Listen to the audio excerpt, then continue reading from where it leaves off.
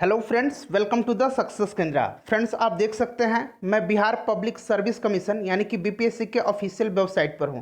और फ्रेंड्स 25/9/2021 के डेट में एक इम्पॉर्टेंट नोटिस जारी किया गया है। इसको मैं पढ़ करके आपको सुना देता हूं। देखिए, very important instruction regarding 67th combined preliminary competitive examination, यानी कि 67वीं बीपीएससी से संबंधित बहुत ही इंपॉर्टेंट नोटिस जो है यह जारी किया गया है बीपीएससी के द्वारा। तो फ्रेंड्स, इस नोटिस को हम लोग डाउनलोड करते हैं और जो इम्पोर्टेंट इंस्ट्रक्शन यानी कि निर्देश जारी किया गया है उनको मैं पढ़ करके आपको समझा देता हूं। फॉर्म फिलअप करने से पहले आप इन जो इंस्ट्रक्शन है उन सबको ध्यानपूर्वक अवश्य ही पढ़ के फिर फॉर्म अप्लाई करेंगे। तो चलिए फ्रेंड्स, इस नोटिफिकेशन को हम लोग डाउनलोड करते हैं। तो फ्रेंड्स, ये रहा ऑफिशियल नोटिफिकेशन। यहाँ पर आप देख सकते हैं बिहार लोक सेवा आयोग लिखा हुआ है। 67वीं संयुक्त प्रारंभिक प्रतियोगिता परीक्षा के संदर्भ में यह नोटिफिकेशन जारी किया गया है। देखिए फ्रेंड्स, जैसे कि आपने थंबनेल में देखा है कि एग्ज़ाम का डेट जो है वो बदल गया है। बिल्कुल आपने सही देखा है।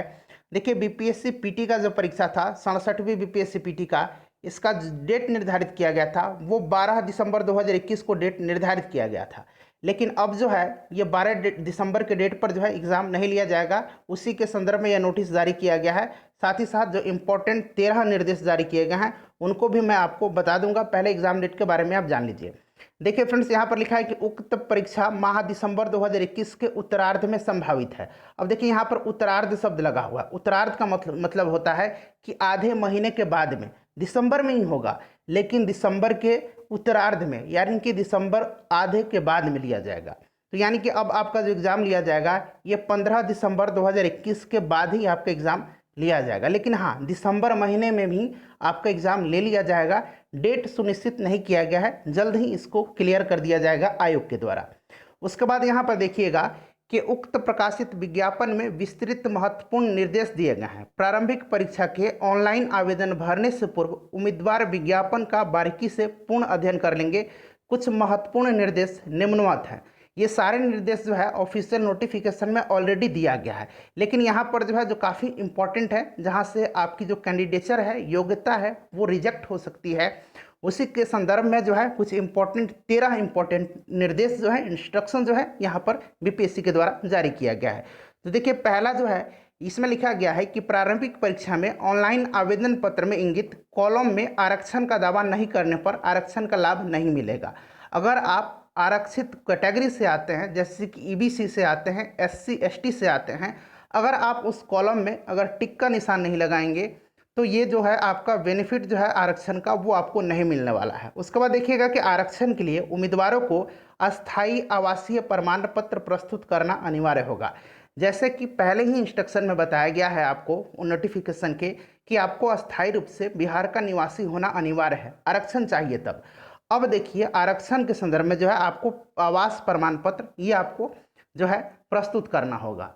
उसके बाद देखेंगे, अगला है दूसरे नंबर में, ऑनलाइन आवेदन भरते समय उनके पास आरक्षण कोटि के अनुरूप सक्षम प्राधिकार से निर्गत प्रमाण पत्र उपलब्ध होना अनिवार्य है।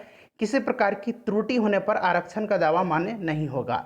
किसी भी प्रकार का जो आपका रिजर्वेशन का सर्टिफिकेट रहेगा उसमें एरर रहेगा तो ये आपको मान्य नहीं होगा, मान्य नहीं आपको जो है आरक्षण की कैटेगरी में नहीं रखा जाएगा। तो वहीं लिखा गया है। उसके बाद यहाँ पर देखिएगा तो बिल्कुल आप सावधानी पूर्वक सब कुछ जो है, देखिए यहाँ पर मैं बता देता हूँ कि बिहार में क्या होता है, ओबीसी नहीं है, बीसी है और ईबीसी है। ठीक है, बीसी और ईबीसी। तो आप ध्यानपूर्वक अपना पहले पता कर लीजिएगा कि आप बीसी कैटेगरी में आते हैं या फिर ईबीसी कैटेगरी में आते हैं, फिर आप फॉर्म को फिलअप कीजिएगा। उसके बाद यहाँ पर देखिएगा फ्रेंड्स, तीसरा नंबर है कि आरक्षण का दावा करने वाले, ये थोड़ा सा इंपॉर्टेंट है, इसको समझ लीजिएगा कि आरक्षण का दावा करने वाली जो विवाहित महिलाओं का जो है जाति क्रीमी लेयर रहित, यहाँ ध्यान देंगे रहित शब्द लगाया गया है, सहित नहीं। सहित का मतलब होता है साथ और रहित का मतलब होता है बिना। ठीक है, तो क्रीमी लेयर रहित यानी कि क्रीमी लेयर बिना प्रमाण पत्र उनके पिता के नाम और पता से निर्गत होना चाहिए। अपने पिता के नाम और पता से निर्गत होना चाहिए, न कि उनके पति के नाम से। क्लियर हो गया।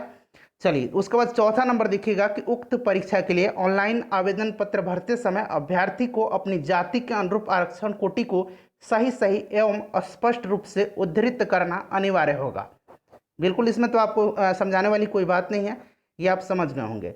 उसके बाद देखिएगा, अस्थायी दिव्यांगता प्रमाण पत्र में निर्धारित अवधि के बाद नवीनीकरण यानी कि रिन्यूअल नहीं होने की स्थिति में प्रमाण पत्र विधि मान्य नहीं होगा। आपका जो ये यहाँ पर देख सकते हैं डिसेबिलिटी की, दिव्यांगता का जो सर्टिफिकेट है उसको आप अगर रिन्यूअल नहीं कराते हैं और उसको लेकर के आप जाते हैं डॉक्यूमेंट जो वेरिफिकेशन होता है इंटरव्यू के समय होता है, आपको पता होगा बीपीएससी के जो एग्ज़ाम देते हैं उनको पता होगा, जो नए लोग हैं वो यहाँ बारीकी से मैं उनको बता देता हूँ। देखिए जब इंटरव्यू लिया जाता है उसी समय डॉक्यूमेंट वेरिफिकेशन भी होता है, तो आपको ये प्रमाण पत्र जो है रिन्यूअल करा करके ले जाना होगा। उसके बाद देखिएगा छठे नंबर में कि बिहार राज्य के भूतपूर्व स्वतंत्रता सेनानी के पोता पोती नाती नतनी होने का दावा करने वाले अभ्यर्थी को समान प्रशासन विभाग बिहार के पत्रांक 11,687 दिनांक 30/8/2016 के साथ संलग्न विहित, ठीक है, विहित प्रपत्र के सक्षम प्राधिकार द्वारा निर्गत प्रमाण पत्र निश्चित रूप से उपलब्ध होना चाहिए। ये जो फॉर्मेट दिया गया है इस फॉर्मेट में आपको ये लेकर के जाना है। स्वतंत्रता सेनानी के उत्तराधिकार होने का परिचय पत्र मान्य नहीं होगा। इस तरह का अगर कोई आप ले जाते हैं परिचय पत्र तो ये मान्य नहीं होगा। ठीक है फ्रेंड्स, चलिए उसके बाद नेक्स्ट देखिएगा 7वां नंबर कि आर्थिक रूप से कमजोर वर्ग ईडब्ल्यूएस का दावा करने वाले अभ्यर्थियों के लिए इस विज्ञापन हेतु वित्तीय वर्ष जो रखा गया है ये 2020-21 रखा गया है। 2020-21 के आधार पर जो है आपका ईडब्ल्यू प्रमाण पत्र निर्गत होना चाहिए। समझ गए?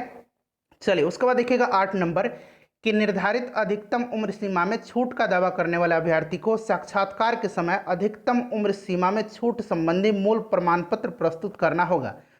मैक्सिमम उम्र सीमा और मिनिमम है, मैंने आपको पहले बताया था जो नोटिफिकेशन वाला वीडियो था उसमें।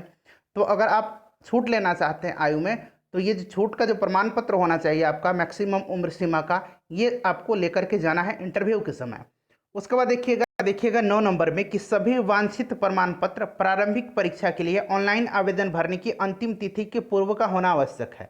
आवेदन भरने की अंतिम तिथि के पश्चात निर्गत प्रमाण पत्र मान्य नहीं होगा।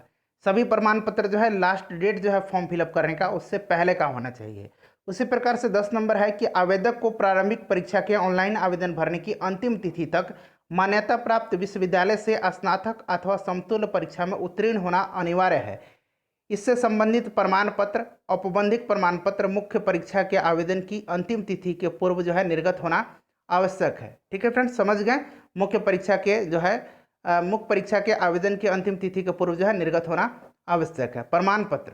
उसके बाद यहाँ पर देखिएगा आगे लिखा गया है, सबसे पहले तो यहाँ देख लीजिए कि फॉर्म फिलअप करने की अंतिम तिथि तक आपको उत्तीर्ण होना अनिवार्य है। उत्तीर्ण कहने का मतलब है कि आपके पास एटलीस्ट जो रिजल्ट आ जाता है, रिजल्ट आने के कुछ दिन के बाद ही तो सर्टिफिकेट आते हैं, तो रिजल्ट आ गया इसका मतलब ये हो गया कि आपने क्वालिफाई कर गया एग्जाम, तो इस कंडीशन में आप फॉर्म फिलअप कर सकते हैं।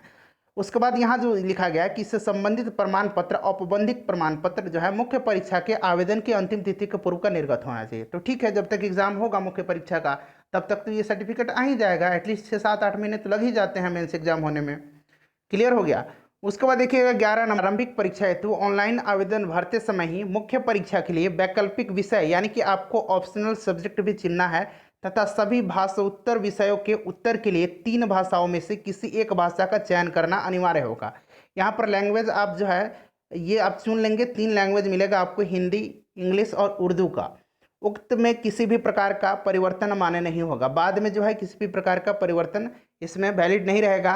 प्रारंभिक परीक्षा के ऑनलाइन आवेदन में की गई प्रविष्टि को आवेदन भरने की अंतिम तिथि के बाद 10 दिनों तक इसे एडिट कर सकते हैं। इस बार जो है यह बदलाव किया गया है कि अगर कोई एरर हो जाता है फॉर्म फिलअप करते समय तो जो फॉर्म फिलअप का जो लास्ट डेट है उसके लास्ट डेट से लेकर के 10 दिन तक जो है आप इसमें एडिट कर सकते हैं। ठीक है, चलिए उसके बाद देखिएगा कि एडिट करने की अवधि के पश्चात सुधार हेतु कोई अभ्यावेदन विचारणीय नहीं होगा। उसके बाद कोई उपाय नहीं है, आप नहीं कर सकते हैं। नेक्स्ट देखिएगा 13 नंबर कि ऑनलाइन आवेदन में भरी गई सूचनाओं का मूल प्रमाण पत्र से मिलान करने के क्रम में भिन्नता पाए जाने पर उम्मीदवारी रद्द की जाएगी। तो आपका जो मूल प्रमाण पत्र है मैट्रिकुलेशन का, इंटरमीडिएट का, ग्रेजुएशन का, सबको साथ रखिए फिर फॉर्म फिलअप करिए ताकि कोई आपको एरर ना हो। नाम आप क्रॉस चेक करेंगे, फादर्स नेम, अपना नाम, रोल नंबर वगैरह, डेट ऑफ बर्थ निश्चित रूप से आप 2-3 बार मिला करके फॉर्म भरेंगे। तो फ्रेंड्स ये इंपॉर्टेंट नोटिफिकेशन था, एग्जाम डेट से संबंधित भी नोटिस था, मैंने आपको पूरी डिटेल में बता दिया है। आई होप कि वीडियो आपको पसंद आई होगी। प्लीज़ फ्रेंड्स वीडियो को शेयर जरूर कर दीजिएगा।